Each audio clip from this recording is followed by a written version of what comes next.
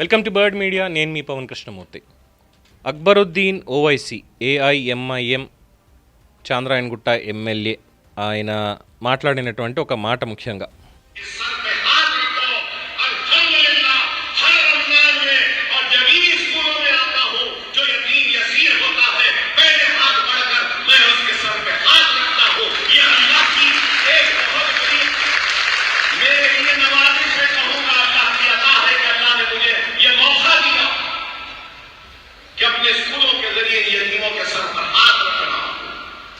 रसूलुल्लाह सल्लल्लाहु अलैहि वसल्लम इरशाद फरमाते हैं कि यतीम के सर पर हाथ रखोगे तो उसके सर पे जितने बाल हैं उतना हाथ रखने वाले के गुनाह माफ हो जाएंगे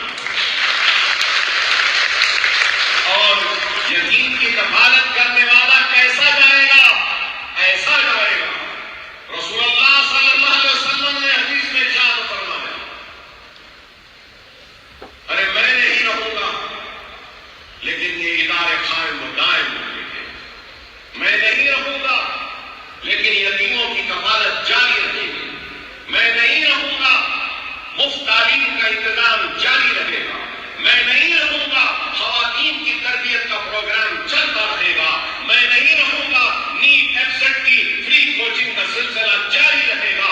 अगर कोई समझता है कि ये इमारतों को गिराकर मेरे अज़ुम को, मेरे हौसलों को तोड़ देंगे तो अहमद हो, इमारतें रहे न रहे, मेरे सर पर छत रहे न रहे, झाड़ के नीचे बिठाकर पढ़ा लूंगा मैं अपने बच्चों को, लेकिन तुम्हारे सामने छुपने సరే, ఇంతకు మించి పెద్ద వినక్కర్లేదు. కానీ అంటే ఆయన మాట్లాడినటువంటి సారాంశం అక్బర్ అన్న మాట ఏంటంటే అంటున్నాడు, ఒకవేళ ఈ సల్కం చెరువులో ఏదైతే ఉందో కాలేజ్, ఫాతిమా కాలేజ్ ఏదైతే ఉందో, ఒకసారి దాన్ని గూగుల్ మ్యాప్స్లో చూడండి మీరే.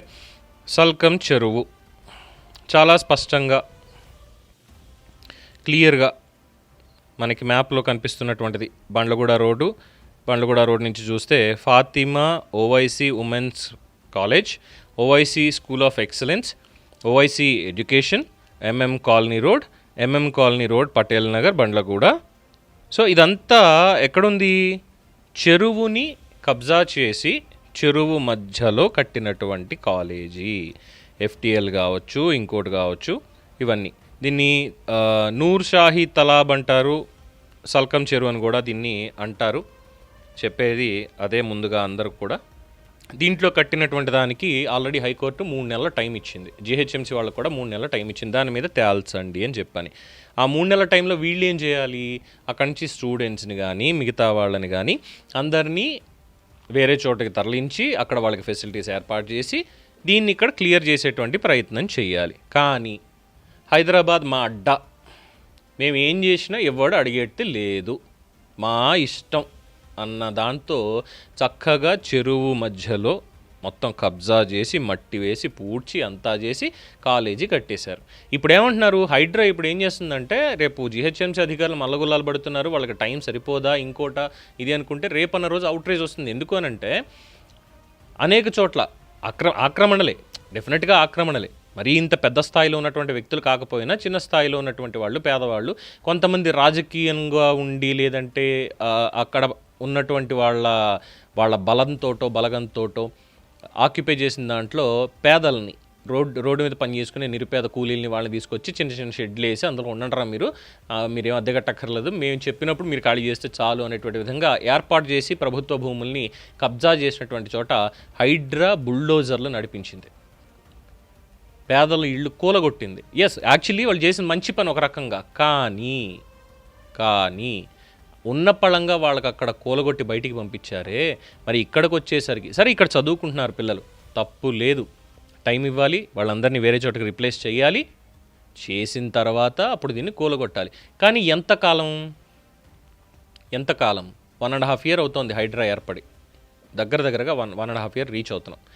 ఈ రీచ్ అవుతున్న నేపథ్యంలో ఇప్పటి వరకు కూడా ఈ ఎఫ్టీఎల్నో ఇంకోటనో లెవెల్కి తీసుకెళ్ళి ఇది ఎందుకు చేయలేదు? ఇంకొక పక్కన నిన్నే ప్రదీప్ బిల్డర్స్ అనో ఏదో ఉంది, ప్రతిభ బిల్డర్స్ సంథింగ్, హుస్సేన్ సాగర్ ఎఫ్టీఎల్లో దృష్టి పెట్టారు. మొత్తం అక్కడ నో ఆక్యుపెన్సీ సర్టిఫికేట్స్ కానీ దీనికి సంబంధించి నడుస్తోంది. జన్వాడ ఫామ్ హౌస్ ఇష్యూ కూడా వచ్చింది, మరి అక్కడ కూడా ఉన్నది. మరి ఇక్కడికి వచ్చేసరికి ఎందుకు ఫాతిమా ఓవైసీ ఉమెన్స్ కాలేజ్ కావచ్చు, ఓవైసీ ఎడ్యుకేషన్ కావచ్చు, అహ్మద్స్ గెస్ట్ హౌస్ కూడా ఇక్కడే ఉందండోయ్. మరి ఎవరిదో ఆ అహ్మద్ గెస్ట్ హౌస్ ఎవరిది అనేది మనకి అంటే ఓవరాల్గా మొత్తం టోటల్ అదంతా కవర్ చేసింది ఒకళ్ళే, వాళ్ళ అండర్లోనే ఉంటుంది తప్పితే ఇంకోటి ఏమీ కాదు అనేది మాత్రం స్పష్టం. ఎంఎం కాలనీ కావచ్చు, అహ్మద్ గెస్ట్ హౌస్ కావచ్చు, అలాగే ఫాతిమా కాలేజ్ కావచ్చు, ఇవన్నీ చెరువులోనే ఉన్నటువంటివి. మరి దీన్ని ఎందుకు క్లియర్ చేయడం లేదు అన్నది హైడ్రాకు వస్తున్నటువంటిది.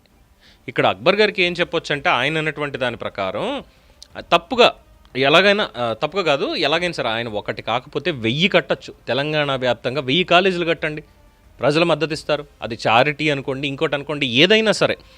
కానీ ఇక్కడ ఒక సంస్థను కూలిస్తే 100 కడతా ఉంటున్నారు.